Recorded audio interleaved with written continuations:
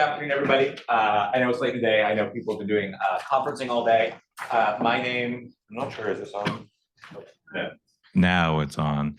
My name is Koning. I am an associate professor at Harvard Business School. And I'm going to be talking about some work we've been doing on entrepreneurship and AI. Everyone at Harvard Business School now has an AI project, I'm pretty sure. You all may have AI projects too. It is taking over the world. And I think there's a lot actually that's really interesting to think about in terms of entrepreneurship, which is where I do most of my work. So a lot of my early work was on peer advice and social learning and entrepreneurship, to sort of broaden from there. But where I want to start is just with this piece in Foreign Affairs. If you haven't seen it, Daniel has a great piece on AI for the poor, right? So we see a lot on generative AI, very much focused on the US. A wonderful piece talking about how it's going to impact the developing world. I pulled out two quotes here. One is, in poor countries, the big question is not how AI will affect millions of employed people, but how billions of people will employ AI. I think this is a really nice jumping off point, because I'm going to start with how entrepreneurs can use AI in sort of a developing context. I'll hand it off to Rafaela, who's going to talk about how firms in the face of this AI need to think about reskilling their workers. Right. So if she's thinking about firms that already employ tens of thousands of people, there are real questions about how those skills have to change in different parts of the world. I'm going to be looking at people who don't really have any employees, right, or are starting a new firm, and how they might use AI and how it might change what they can develop. I like this example. He put in the article, puts a nice hypothetical of an Indian entrepreneur looking to enter a new market, for example, might someday be able to rely on an AI-powered app to fill in the required permits. And by someday, he means like 3 days ago. Like, you can do this now, right? I'm going to give you some examples where we gave generative AI to a bunch of entrepreneurs, and we'll sort of see what they can actually learn from that. And so let me just sort of start with a frame of why I think AI is particularly important for entrepreneurship, which is, in an ideal world, entrepreneurs could see the multitude of different ideas they could try, the value they could create with each idea, and choose accordingly. Unfortunately, they can't. Right, whether you're starting a Kirana store in a village or you're doing a high-tech startup in Bangalore, knowing what to do next for your firm is really, really hard, right? Similar to, I don't know, how many of you are PhD students right now? Okay, a lot of PhD students. What paper should I write? We have no idea. I cannot tell you, right? Awesome just was like, oh, I'm going to go all the way to Pakistan. I'm going to do this amazing experiment. And initially, he picked completely the wrong intervention before he shifted. Entrepreneurs have the same problem. And so I think this sort of fundamental friction of what to do next is really interesting to consider in the context of AI. And so given that I've got about 20 minutes, I want to dive into two examples. I'm going to skip over one that sort of illustrate this from two different perspectives. And so fundamentally, the ones I'm going to talk about are the first one and the third one. One is that we know entrepreneurs, a big way they can improve their performance is getting advice from others. There's been a ton of studies in development economics and other fields showing that if you randomly pair people up to have conversations and learn from one another, incredibly valuable, right? The problem is finding good mentors and good people to learn from is hard. It's expensive, right? Lots of different ways of doing this. I think there's an open question of, can AI actually sort of substitute for some of that peer-to-peer learning that we see? I think the other way AI fundamentally changes entrepreneurship is it makes some of the things that entrepreneurs do a lot cheaper, right? So I'm actually going to, and I can't believe I'm saying this, lead you through a mini case discussion. This is how we teach at Harvard Business School for the last 10 minutes that I have. Right, and I'm going to use it to illustrate how AI lowers the cost of developing certain sorts of technologies, which, if we go back to what Asim was talking about, allows markets to discover more efficiently, right, in terms of applying technologies to different problems, right? If we don't have to invest $10 million up front, but can invest $50,000, right, it makes it much easier to discover new sorts of technologies, particularly technologies that could benefit those in emerging and developing markets. So that's the game plan in the time that I have left. So let me dive in to the first one, and let me say this is work with a big lab. These are all the people in the lab. The first project I'm going to talk about is head by a PhD student at Berkeley, Nick Otis. If you're hiring next year, you should just hire him. He's amazing. He deserves all the credit for this project. And so let me walk you through what we did to sort of illustrate, I think, where some of this AI stuff can be powerful from an entrepreneurial lens. So what we did is, building off the literature I just mentioned, right, that there's big differences in advice and information that entrepreneurs have. We went to Kenya and we recruited 600 entrepreneurs, right? These are micro entrepreneurs. They run small, medium businesses. Think farms, car washes, retail shops, that sort of thing. And we ran a pre-registered field experiment testing if these entrepreneurs could get good advice from GPT-4. So we've been running hard for the last 7 months because GPT-4 has not been around that long.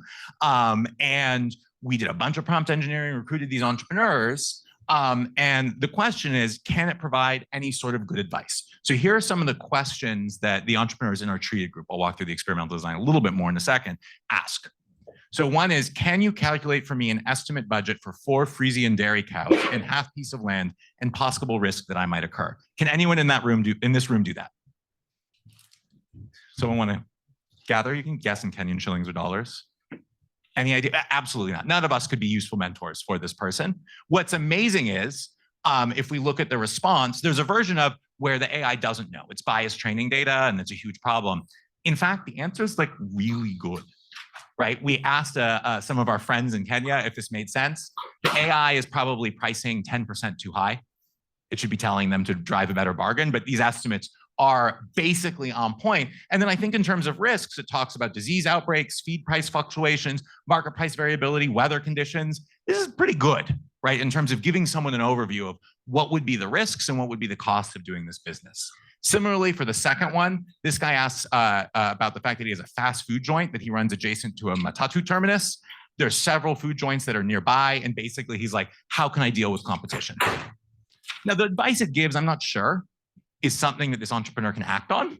And I'll speak more to that later, but it gives some ways of trying to differentiate the firm from that local competition, right? And I can sort of continue on with this last one, where it's asking about the fact that I wash cars and motorbikes, and they're worried about employing people and how to monitor them, right? And it gives some really nice advice about implementing a performance measurement system, create a clear job description, incentivize employees. It's basically taking Raphael's work on management, giving it to this guy through AI, which I think is pretty amazing, right? So at first blush, the questions and the answers don't go crazy. So what we do is we run an experiment, 300 with access to the chatbot, 300 with access to a business training guide, 3 surveys before, a bunch of 4 surveys after. Attrition is very low. Nick did a phenomenal job, 3%. And so now I think what you're all expecting is a very large positive treatment effect, because it's what we've been seeing in the AI literature. Let me show you the treatment effect here. And it's a null. So your PhD students in the room, I feel you when you find nulls in your RCTs. They're going to happen. So we find null, an average effect of nothing, which was a bummer. But fortunately, we pre-registered performance heterogeneity, right? A lot of this AI work has looked at differences between low performers and high performers. And this is where things get really interesting, at least in my mind. And this is where I think the sort of thick description that Austin was talking about is incredibly useful. So if we split the sample, we see that for low performers, performance actually goes down. For high performers, on the, it's like 6% p-value, so not great, but performance appears to go up. And if we play with that, it sort of bounces around, it's pretty stable. The difference between those two is definitely statistically significant. This is like counter to all the stuff we've been seeing in the AI research, which is showing that sort of the low performers catch up. High performers do a little bit better, but maybe not as much. Super different. So initially, I'm like, oh, it's just compliance. The high performers are using the tool. The low performers are not using the tool, and that explains the difference. No, when we look at the number of messages they ask the AI, exactly the same.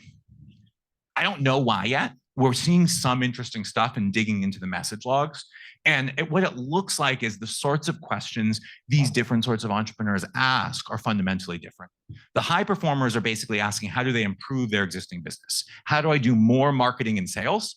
And the AI can give incredibly useful and actionable advice about how to run a better marketing campaign or where to find more customers. We find for the low performers, the vast majority of their questions are about competition. These are firms that are stuck, if I go back to Asim's talk, in a system, in a market where they face basically competition that's binding. There is nothing they can do to improve their performance in the face of the market, right? And really interesting finding. I don't know, it doesn't look like ChatGPT is going to solve everybody's problems everywhere, right? But in sort of learning where the power of AI is, I think we're learning both where human intervention can be useful, also the constraints of the market and other things that we may need to do moving forward. So all I will say is I'll leave you with that result. If you have other explanations, we'd love to hear. We're writing the paper furiously right now, so we can get out ahead of all of your generative AI papers as well. But I think a really interesting result showing how AI can potentially change entrepreneurship. With that said, in the last 10 minutes that I've got, I want to switch gears from an AI basically helping an entrepreneur making a better decision to how AI potentially changes the economics of starting a business. So I'm going to move from sort of like your classic small business firm to a high-tech firm based out of Bangalore. So I'm going to skip through a bunch of slides. Happy to talk to you if you're interested in pricing in Egypt. But let me go here. This is a case I'm working on with Maria, my colleague in the strategy unit at HBS. So we're going to do a little case discussion. I'm going to ask you questions. I know it's late in the afternoon. I may, at HBS, we do something called cold calling. I may just call on you. You've got a beard and glasses too, so we've got the homophily going on. I may just call on you to ask for your suggestion. So here's the case. Opens with, this is Geeta. She started a company in Bangalore. She is concerned about the deaths from breast cancer in India. So with 90,000 deaths a year, a woman loses her life to breast cancer in India every 8 minutes. For every 2 women diagnosed with breast cancer, 1 dies. Why? Very low rates of diagnosis. And the diagnosis generally happens very late in the cancer stage, right? And so you have mammography and ultrasound machines. They're incredibly expensive. They require high-skilled radiologists to spend about 30 minutes per patient on complicated processes. In India, there's a shortage of radiologists, only 1 radiologist per 100,000 people. Further, only a few trained radiologists can gauge breast abnormalities from ultrasound and mammography. With the factors limiting the use of these diagnostic tools, they're available to only 10% of women in India. Right, so this is how we're starting the case. It's grim, right? It's a hard problem. And I want to sort of shift to you on like how we might solve it. And here are the 2 problems. One is mammography machines are simply just too expensive. This is a mammography machine, it's $400,000. If you go on the used market, you're going to be still paying over $100,000. And there's no radiologist to use it, so not particularly useful if you don't have a technician who knows how to use it. And so building a startup, you might say, okay, great, let's just rebuild the mammography machine using that same technology, right? That's going to cost tens of millions of dollars in R&D. So I'm going to go back to my friend here. What would you do? What do we do, right? If we're trying to solve the problem of breast cancer deaths in India, and we're basically looking at mammography machines are orders of magnitude too expensive. Perhaps giving more information for a woman to prevent, to like. So, okay, we'll do exams. We'll self-exams. We'll have people do that, right? Maybe we encourage self-exams and we do a big, hey, we'll do a text message campaign. We'll personalize it. Let's target. We'll do a network targeting thing, right? That's pretty cool, right? Okay, I like that. Other thoughts? Anyone have ideas how we solve this problem? Can we train the current doctors, because these women go to the doctors on a regular basis, so it might need a little bit of training? Maybe, but I'll add another thing in. There's huge taboos around undressing in front of doctors in exams. So the self-exam in this case might be better. A lot of people, even when the machines are available, don't go because you've got a lot of male doctors, right? And the issues here get compounded and compounded. So I like where you're going, but the cultural differences here that make it really hard. Other thoughts on how we solve this problem, right? We want more diagnostics. Mammography machines are too expensive. We've got, maybe I can get a signal by just doing the exam myself. Other thoughts? Hard, looks how you look. They try to use the increasing data available of health and find clinical pathological relations between symptom and the probability of having breast cancer. Oh, I like this. So find other sources of data. Right. So I think you're onto something here. Let's go find other sources of data.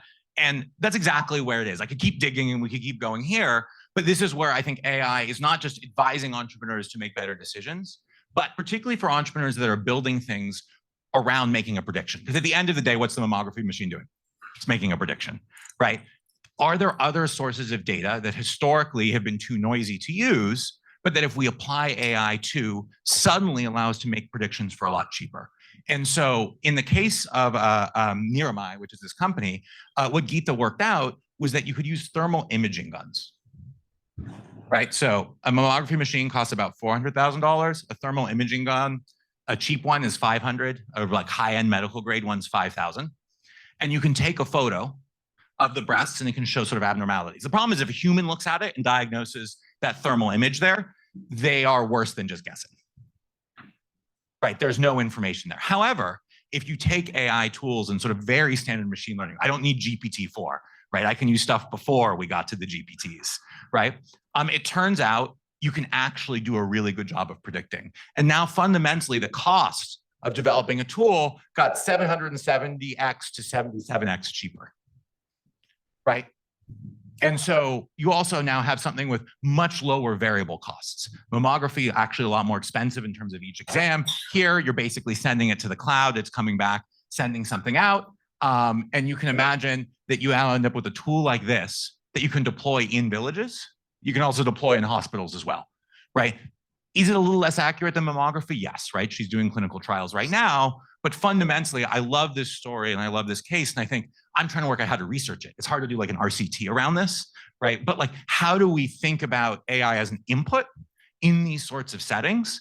And I gave you the example of health diagnostics, but I think we could think about credit scoring. We can think about predicting assessment of talent, all sorts of stuff. If the cost of generating these predictions has gone down dramatically, I think in emerging markets in particular, tons of opportunity for sort of tech startups to solve problems that you couldn't solve 10 years ago, because fundamentally they were just too expensive. So with that, let me end, which is that in an ideal world, entrepreneurs could see the multitude of different ideas they could try, the value they could create with each idea and choose accordingly. They can't. I think with AI, just maybe, there's been a massive reduction in the cost of discovering and learning how to sort of start, improve, and scale a business, right? In the first case, you already have your business idea. It's giving you advice about how to manage that business. I think in the second one, right, you don't know when you're Geeta and you start this adventure that she's been on, this entrepreneurial adventure, whether your idea is going to work. But if the cost has dropped a lot, my willingness to fund that bet, I'm willing to do it. Like, I don't know if I'd give Geeta $20 million at the start, but if she's requesting $1 million and you've got these R&D tools and it's really cheap, I think that's one of the things I'm most excited for, which is thinking about where AI in terms of the process of entrepreneurship from the SMB all the way up to the high-tech entrepreneur changes the nature of experimentation. And sort of going back to where Awesome started, changes these systems, right? Because if these costs change, it's not just that we can do targeted interventions, we can fundamentally then change things like capital structure, we can change competition. And so with that, I want to thank the larger Tech for All team. There's a bunch of them working on interesting projects, many around AI and entrepreneurship, but other topics as well. I'm going to hand over to Rafaela, who's going to talk about some of the stuff she's been working on with reskilling firms. All right, so we're not going to do a case study, I promise. But I think, my name is Rafaela Sadun. First of all, I am, like Rem, a professor at Harvard Business School. And I wanted to share with you some of the new ideas or a new research agenda that I recently opened, hoping that you would find it interesting in terms of topic, but also to give you a sense of what people with your skills and with your interests may be doing in a business school when it comes to doing economic research and research that may have also impact for development more generally. So that's my ambition for today. Myself, I'm an organizational economist. I trained at LSE, and for the past 20 years, I've been dedicated to measuring and understanding how firms are organized, how they're managed, how their leaders matter with tools that are typically, this is a fluffy topic. There is a lot that is being written. And with my wonderful team of colleagues, we've been trying to put a little bit more, actually quite a bit more rigor in how we measure these things so that we could build on it and learn from these differences. And it turns out that managerial processes really matter for firm performance. And it turns out that they really matter also for macroeconomic performance. So I was incredibly happy doing this research, and then COVID hits. And as you know, COVID has been a disruptive change for all of us. In my case, it brought me closer to policy making or policy advising. So I was called to do some policy work in Italy. And as I was doing that, I stumbled on this problem of reskilling. So let me tell you why I'm so excited about it. As you know, we are facing continuously, and this is not just an AI problem, a continuous evolution in terms of technology. And as you know, in labor economics, this is well known and elsewhere as well. This is something, more generally, digital transformations is something that changes fundamentally the demand for skills and the nature of jobs. This is research that, without going into the classic polarization results, some of the estimates that come from the OECD or from other institutes are scary. They tell us about 32% of jobs completely transformed due to technologies.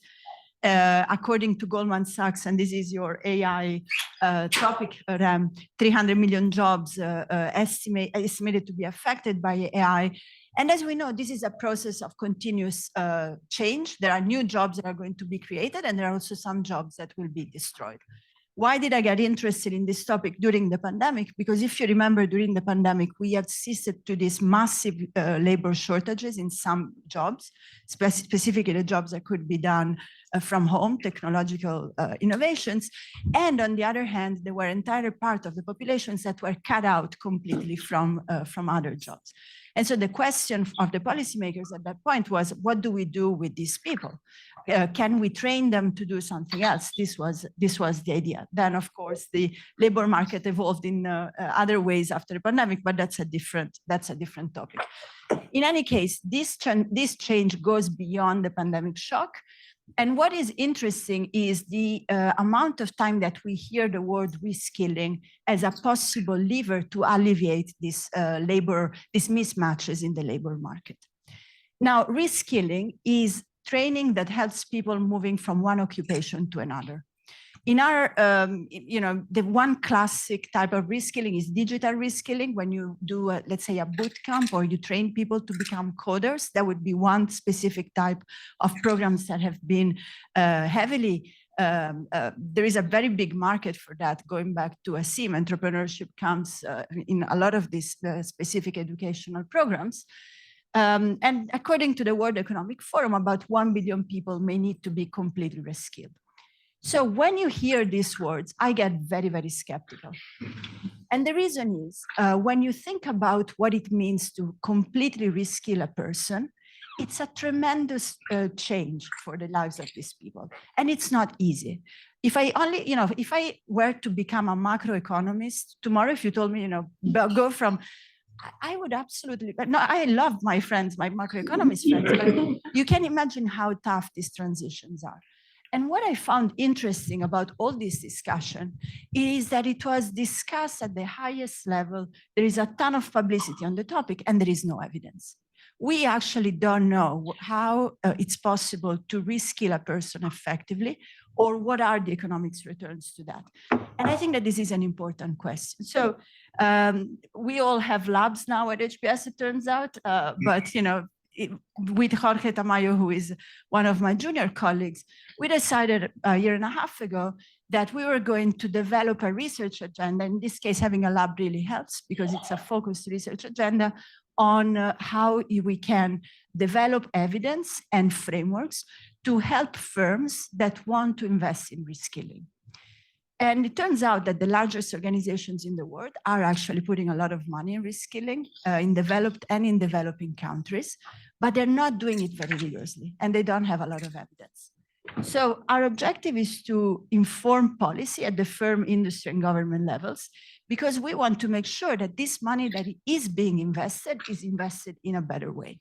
This also includes how the government and how policymakers invest in training. And I'll come back to this point at the very end. So there is a lot of work to do in that. And we've organized our work around two types of activities. We call it the knowledge and implementation gap, but effectively what we decided to do was to get closer to the problem. We didn't know much about what companies were doing. And so we decided that the first thing we wanted to do was to get close to the phenomenon and interview companies that were, if you like, at the frontier of these reskilling activities that had ongoing large-scale programs.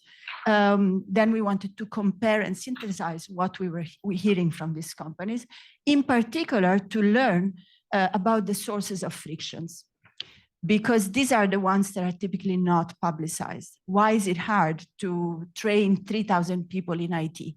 What happens when you do that? Some companies are doing it, they're generating a lot of knowledge, but because this knowledge is not being collected by researchers, it's never documented, and it's also hard to learn on how we can potentially improve what we're doing. So that's what we did for about the first 6 months of the lab, and I'll show you some results.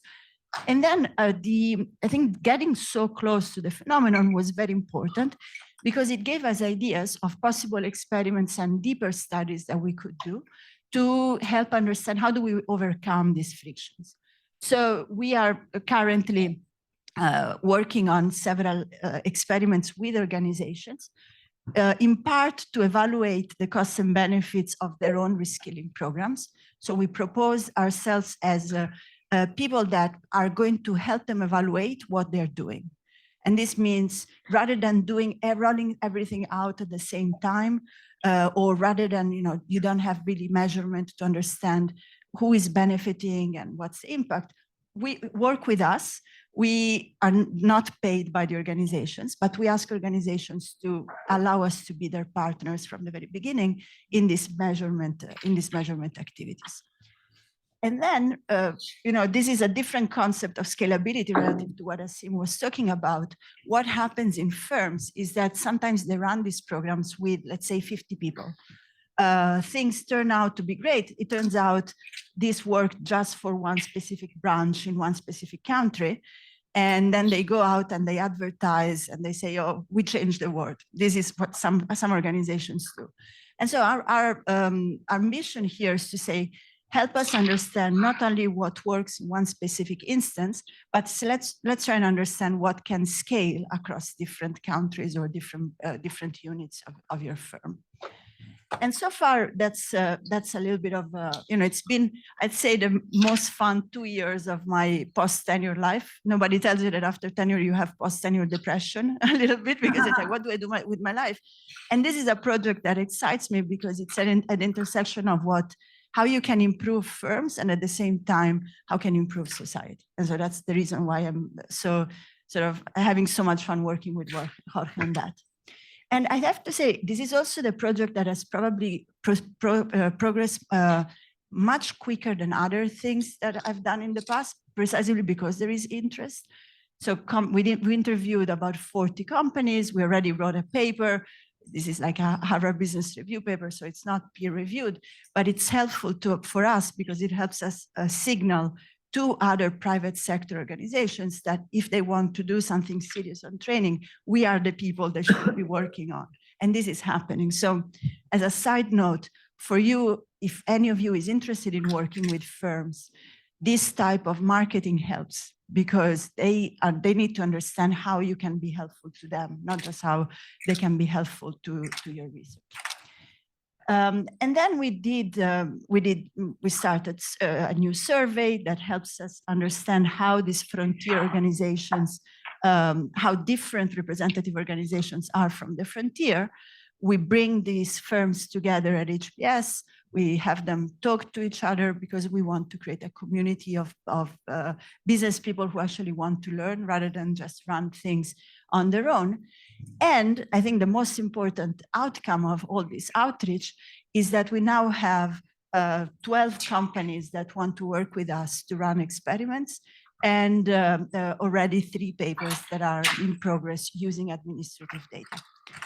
So this is, I think, a new model for us to think about. It's a very specific, narrow topic, but it's trying to attack it from different angles and trying to run these experiments in a way that, in effect, our ideal is to run exactly the same experiment, but across different organizations. And so it's not easy, but that's what we're trying to do. So I'll spare you the flashy HBR articles. This is a 5-minute read if you want to read it.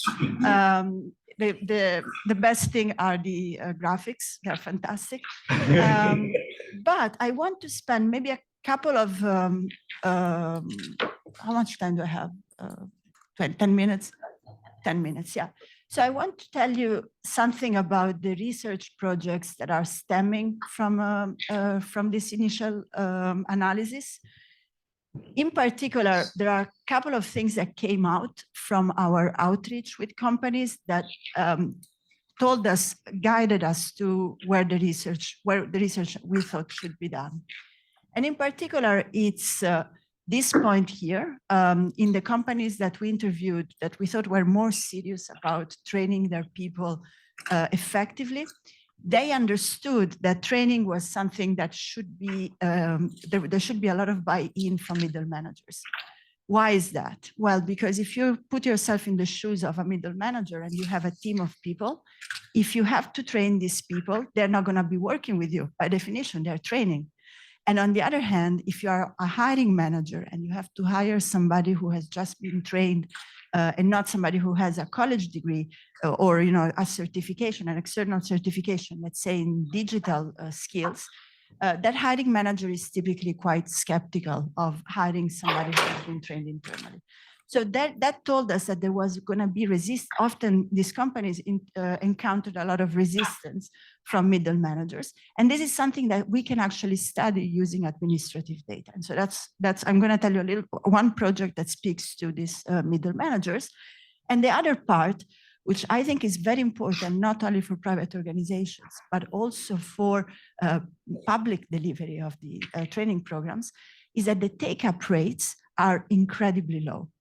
Even for reskilling programs that are very well run and that can promise a job with 90% probability at the end of the training. We spoke with many public sector stakeholders, with many firms. It's typically very hard to convince people to be retrained. And so that is the second project I'm going to talk about, which is a new way to think about the demand for training. It's typically something that is not very well understood, and we can do a lot as economists to pin down the demand for training in a way that is much more precise than what is currently done. So I'll give you some highlights of that research.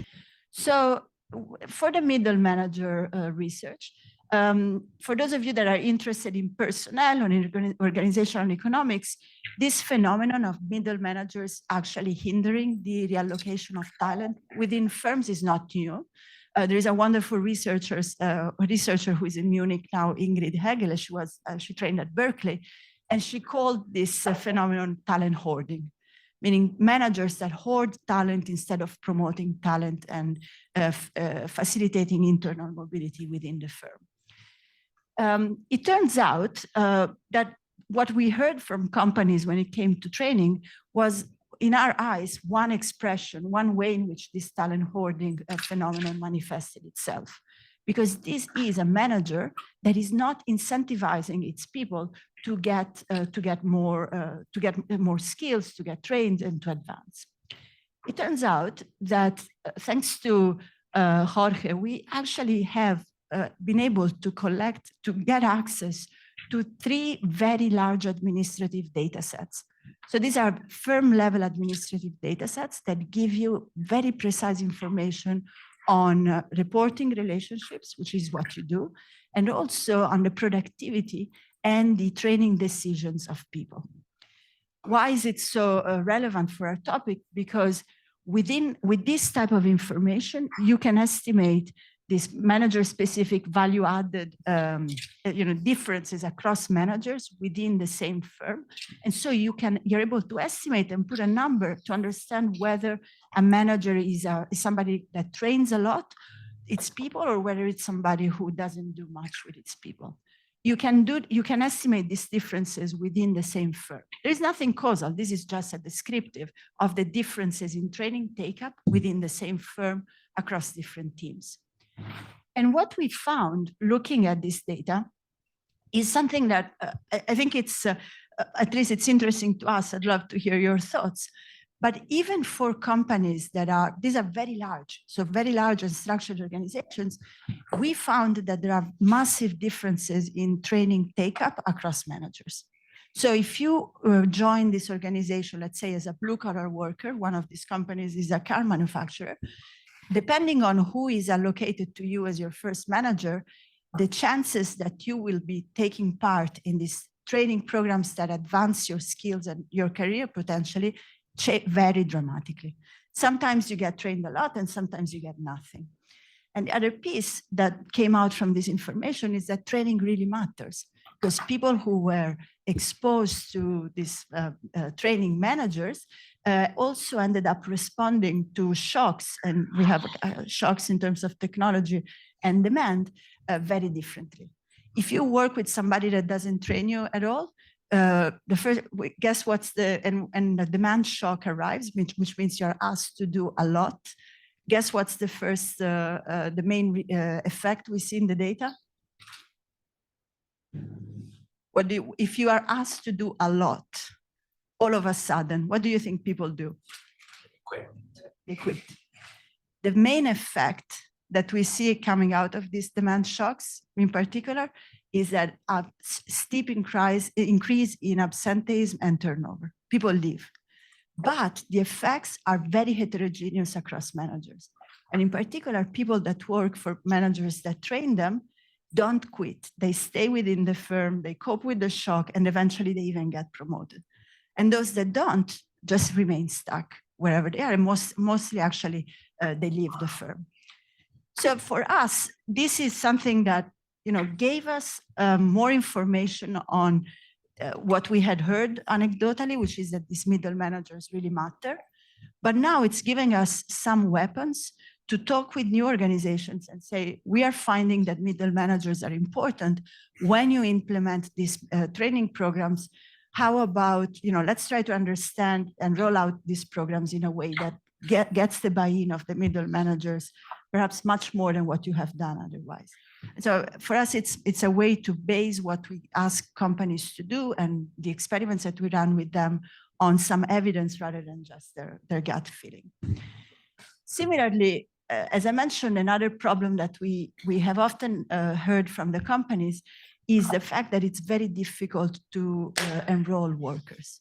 The take-up rates for these programs are incredibly low. Chris Stanton is another great colleague of ours at HBS. He's looking at these issues of training. And the typical problem is when you launch a training program, if it's not mandatory, the people who self-select into the training programs are exactly the people who don't need it. You end up training the people who are, you skill the skilled. And Chris estimates that this is potentially very problematic, both for the firm, because they don't get the people who really need to be trained, as well as for the people, because they might be missing opportunities, the employees, they might be missing opportunities to improve their position. So an issue here is that we can hypothesize on different reasons why take-up is low, but to this date, there isn't really a good way to pin down the problem. And if you don't understand the problem, it's hard to intervene. So this is projects that I'm running with Alexia Delfino, who's a junior colleague at Bocconi University.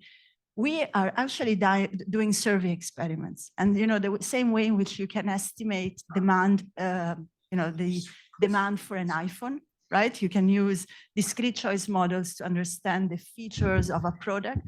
You can actually do exactly the same when it comes to estimating the demand for training. And we are doing this with a large set of job seekers in Italy.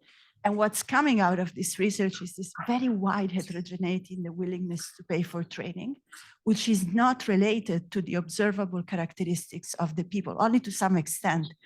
Why is this interesting? Because the college degree, the express interest on a job are the variables that the counselors would typically observe.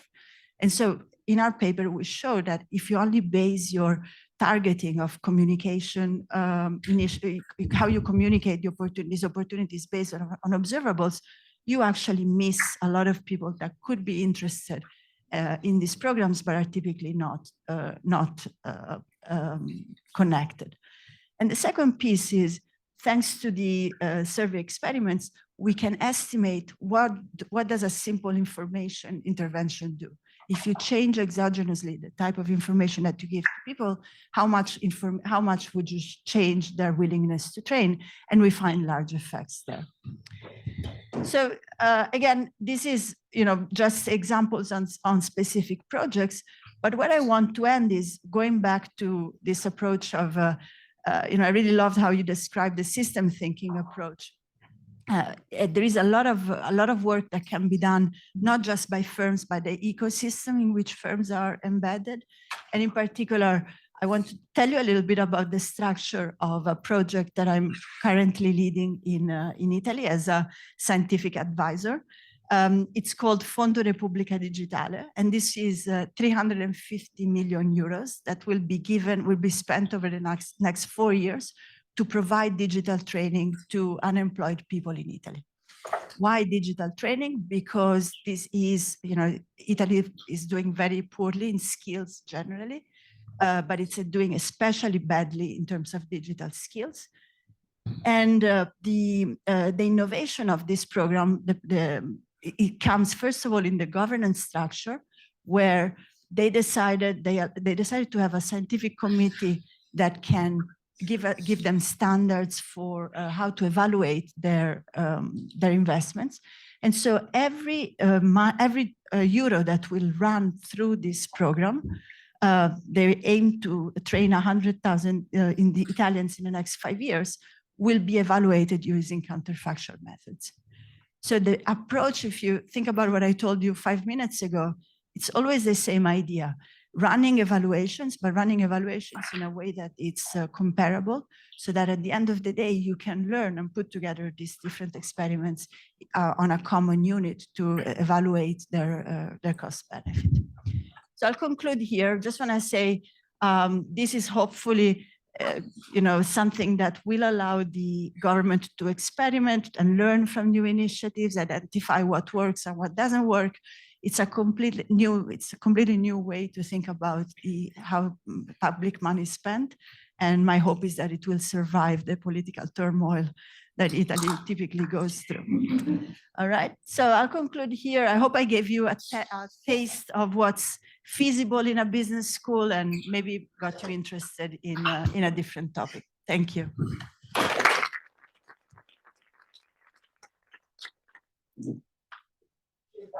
Time for some questions.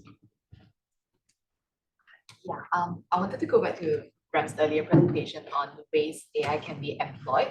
And I'm wondering if there are limits to ways AI can be employed. For example, AI can suggest like product placement or like the way you interact with customers, but they can't give you feedback or like you need to be more empathetic, the product placement needs to be improved.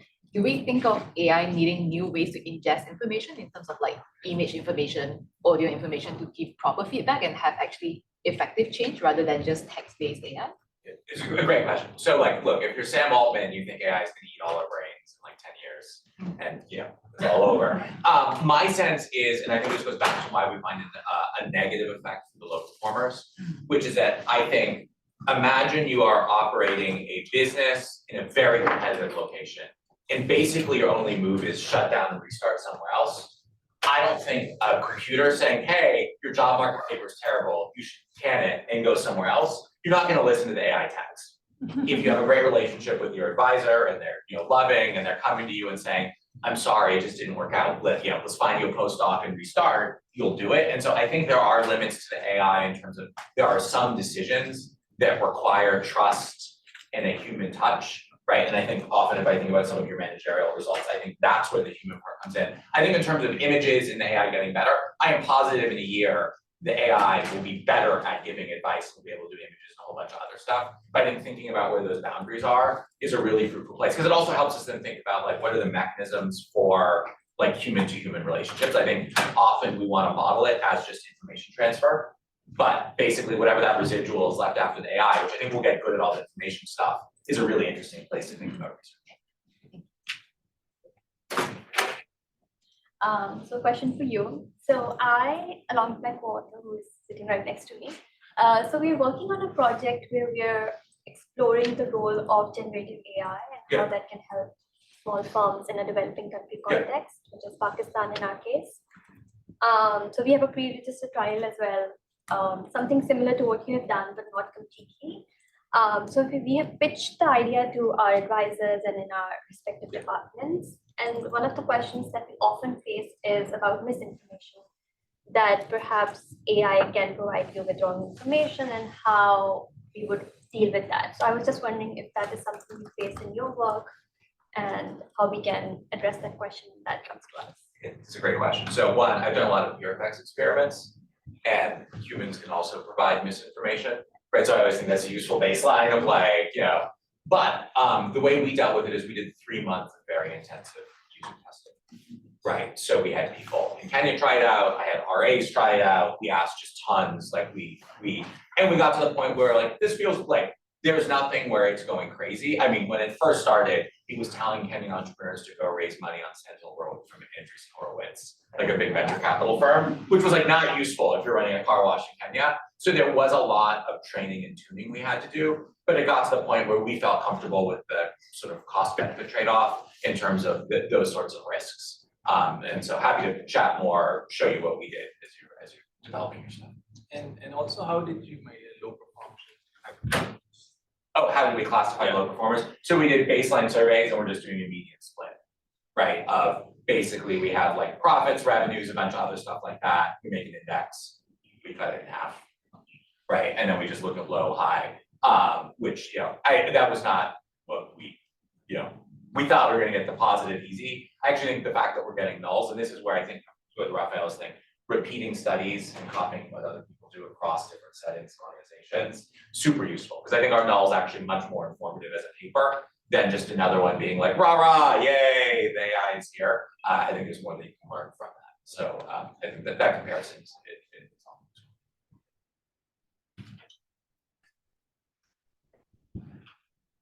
Good. Okay, so if there are no more questions, should we wrap? Should we wrap? Yeah. Thank you, everybody, for sticking through a long day.